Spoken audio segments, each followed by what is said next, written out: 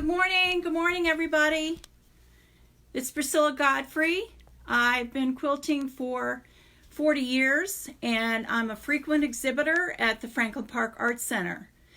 And what we're working on today is something called fabric painting or painting with fabric. And you start with a vision of something you want to do, either a scene from travel or even your front yard or your backyard. And you use fabric to make that image come to life. So we're going to start this morning with this project that I have behind me. Let's see if I can get that. Yeah, that about does it. So you will see you start with the sky fabric and the green grass fabric. And then we're going to build this whole scene around those two. This is a strong horizontal line. I like to have a strong horizontal line in my pictures because that allows the viewer to know, well, what's in the background, what's in the foreground, and areas for them to look for things going on. It's kind of a perspective thing. So we're going to start with this barn, which is a plaid fabric, but it's more interesting, I find, than a solid fabric. And then we're going to add the roof.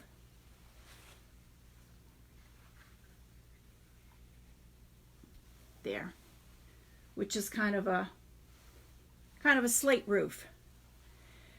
And then we're going to start adding some animals to it. We have got the brown cow, which is the largest image that I'm dealing with, and I want all my large images to be way down here and my smaller images to be back here, because that also teaches the eye what the perspective is going on, what proportions of the figures are involved. So then we're going to keep going with the cow. And the cow's little babies. And here's Junior cow. So we have a family going on right there. Then, let's see. Then we have this image, which is the chickens and their feeding tray. And you want to make sure if you have a vertical structure like that it should stay straight and vertical. So that's why I'm putting it over here and lining it up so that's realistic. And then we need to have some flowers in our picture. And gotta have a hog somewhere. And then we're gonna have these little sheep. There you go. And the sheep are going to be joined by this goat. So you can see the difference in size here. We have the large figures in the foreground and the much smaller figures in the background. And then we're also going to add a tree there.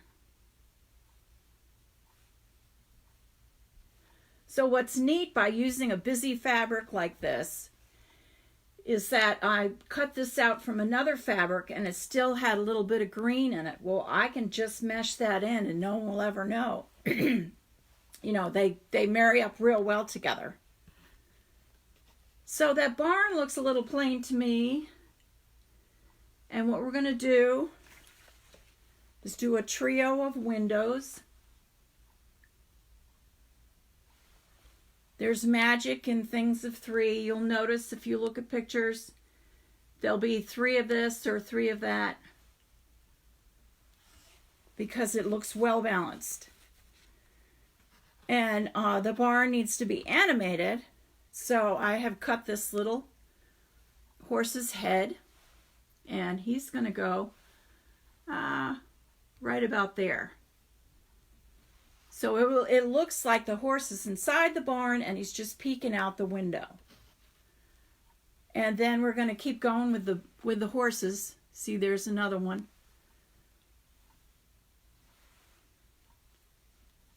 And we're going to put him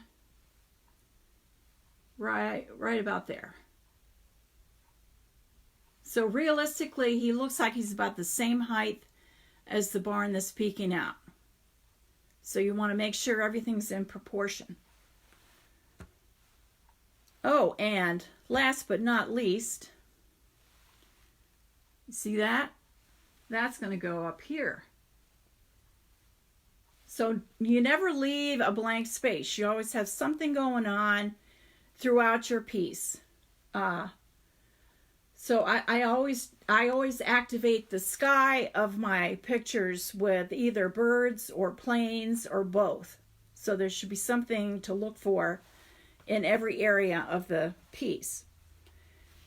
So how do we do this? What's involved? There's very few supplies that you need, but one important thing you need is this product, which is called Misti Fuse. And, whoops, there goes my barn. And it is made fusible on both sides, front and back. So the process is to cut out your image. For instance, here we have this nice big rooster. Oops, there he goes. This nice big rooster, which has a right side and a wrong side. And you probably can't see it very well, but the wrong side has already been fused with the Misti Fuse. So it kind of shines, glistens. So it has a right side and a wrong side. So we want to be careful that when we put it down on our pressing sheet, and here's the pressing sheet, it's plastic and it's non-stick on both sides. When we put the rooster down on the pressing sheet, it should be right side down, and the Misti Fuse should cover it. So it looks like this, Misti Fuse and the rooster. And then you just fold, you make sure everything's flat. You fold the pressing sheet in half, like so. See the rooster? And then you take the iron, like medium heat, and for several minutes, 2 or 3 minutes, you just go over and over and over that image. And then it's going to be very hot, so wait a few minutes before you try to peel it off. Then you would open it up, and it's going to look like this. You would open it up and peel it off, because all this web fusing will have melted. So you can just easily take a corner of the rooster and carefully peel it off the background. And then before you use this sheet again, you're going to have to take your fingernails and scrape it off. You hear that? Just scrape all that off and make sure it's super clean. And why do you take such measures? Because the glue, if it's not removed, can re-adhere itself to the right side of the image that you're trying to work with. Or worst case, it can also adhere itself to your iron. And then you're in real trouble. So you want to save the clean surface of your iron and save your image from being glued on the right side by doing it just as I just told you. So fabric is something you may not have and is necessary to experiment with this procedure. So you can go online, Web Fabrics, which is a local store right here in Purcellville, has a website, and although they're closed, of course, there's two stores that I'd like to recommend you look into. One is webfabrics.net, N-E-T, and Ginny Byer, JINNYBEYER.com. Both of them are closed, but they're doing a bang-up online service, and you can find everything you want on the website.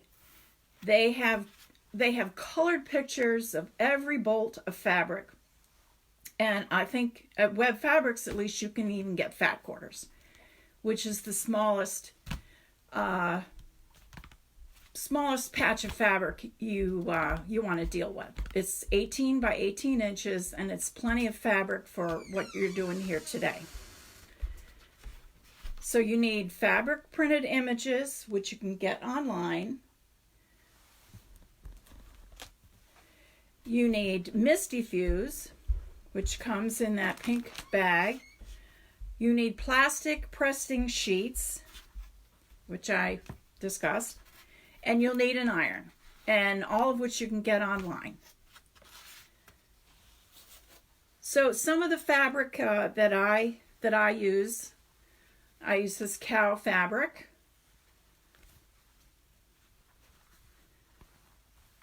And I have some fabric that has really good border type fabric, or just has a strong horizontal line that I like to use. And you can even cut out barns like this, and you see the cows. So it has all kinds of scale, different scale. Sometimes you want something that is larger. So here we have horses, which are bigger. And they can be cut out individually, or you can leave them in groups. And it's just a whole lot of fun. They also have fabric that has cats, fabric with dogs, fabric with birds. I mean, it just is limitless. And as I said, all of that is online. And I'm saving this piece to use as the back for my barn scene today. I just love all those little cows. So I also wanted to inspire you to do your own pictures by having a little quilt show this morning. So we're going to go through a collection of quilts that I have made that are good illustrations of painting with fabric.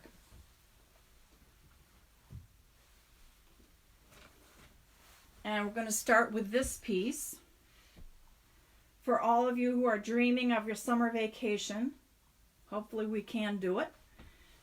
This is Nags Head, and it has several interesting elements. We've got the kite, the boat. We've got the sand castle. We've got these beautiful sandals that were buttons for in a knitting shop. And these togs were also buttons in a knitting shop. And we have the umbrella, which has been stuffed with cotton, so it has kind of a 3D aspect. And this beach towel is also 3D. Okay.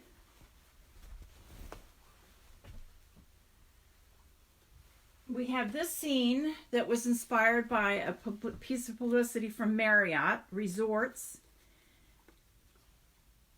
And I copied it because you can see that it has like the infinity pool here, but then a stream of water here. So that's exactly what I did. We have the stream of water, we have the infinity pool, we have the palm trees, which they have on either side. I have my palm tree here and another palm tree there. And this is supposed to be at sunrise. So the water's cool and light, and then the sun comes up and you've got this beautiful sunrise going on. And then down here are two matching cabanas ready for you to come and bathe with or without clothing. See, you got your privacy there.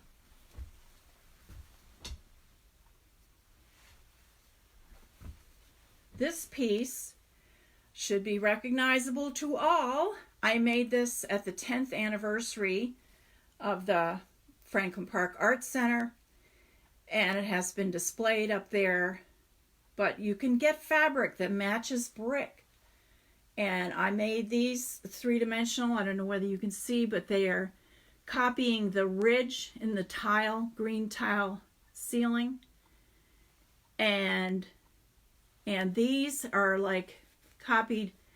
They're sewn in such a way that they replicate the barn boards, the white barn boards involved. And we even have the restroom right there that copies the silo.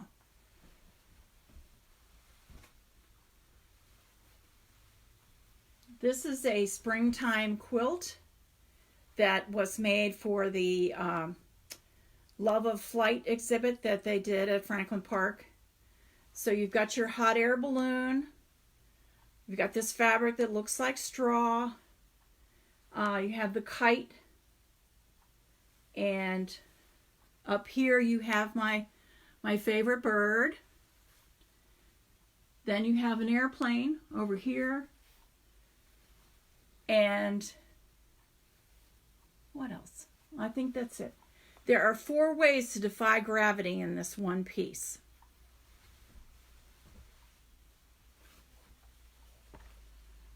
This one commemorates the Loudoun County 4-H Fair that my family attends annually.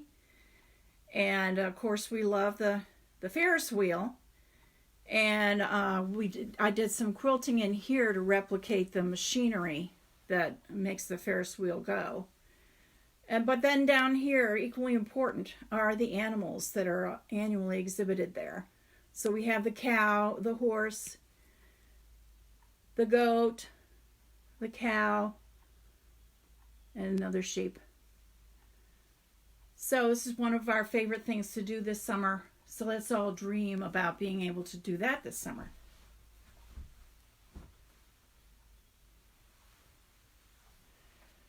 And this piece I made a while ago, but it's very like where I live.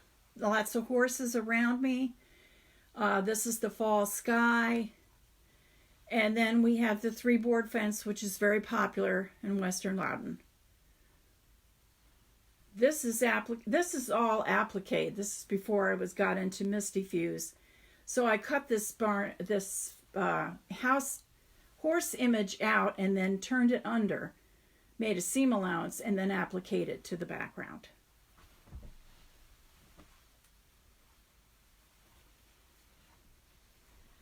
And then here is where did it go? Oh, way over here. Sunset Hills Vineyard. I took pictures in the fall when the grapes were almost ready to be harvested. And I have fabric that looks like a stone driveway. So I went up the stone driveway and took photographs of the vineyard. So these have been ruched, which is French for gathering. It's a strip of fabric you sew, and then you do zigzag sewing over it, and then when you pull that zigzag, you get this nice up and down feeling. And then they also have seed beads, grape seed beads, 13 of them in each cluster. So that's a lot of fun. So you don't have to search out or go online to get your pictures.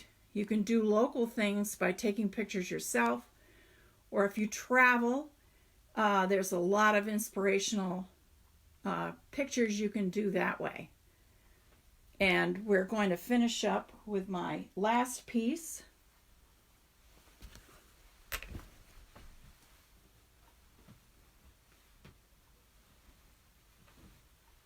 Which is from a travel photograph that I took. I visited Vienna many times. Or I visited once. And also, I went online. If you type in public image, whatever, public image London, public image Amsterdam, it will call up pictures that are copyright free. And you don't have to go back to the photographer and ask for permission if it's under a public image category. So every single one of these shapes was cut out, fused with a Misti Fuse onto the background fabric, and that's how I made it. So that's way complicated. This is like an advanced degree. But you can just start with what we started with today. A little fabric, a little Misti Fuse, and your iron, and you're good to go. And we also have down here in the bottom, I want to make sure you see my sailor with this red embroidered bandana right there.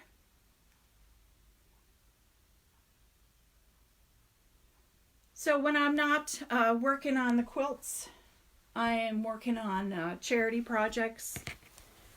And this is an example of something I made. These are all going to be donated. Just like that. So if you want to learn how to make masks, there are all kinds of patterns and designs online, and the Washington Post even put the whole pattern in one of their issues this week. So if you want any more information about me, I have a website. It's Godfrey, small g, quilter.com. GodfreyQuilter.com. And if you want to address me by email, I'm at godfreyblueridge@gmail.com. So thank you very much for your time and attention, and make sure you make space in your day for yourself. Find out what you enjoy, what puts you in your happy place, what makes you calm down, and make sure you make space in your calendar to do that every day. Be it 10 minutes, half an hour, just take that time for you. Thank you very much.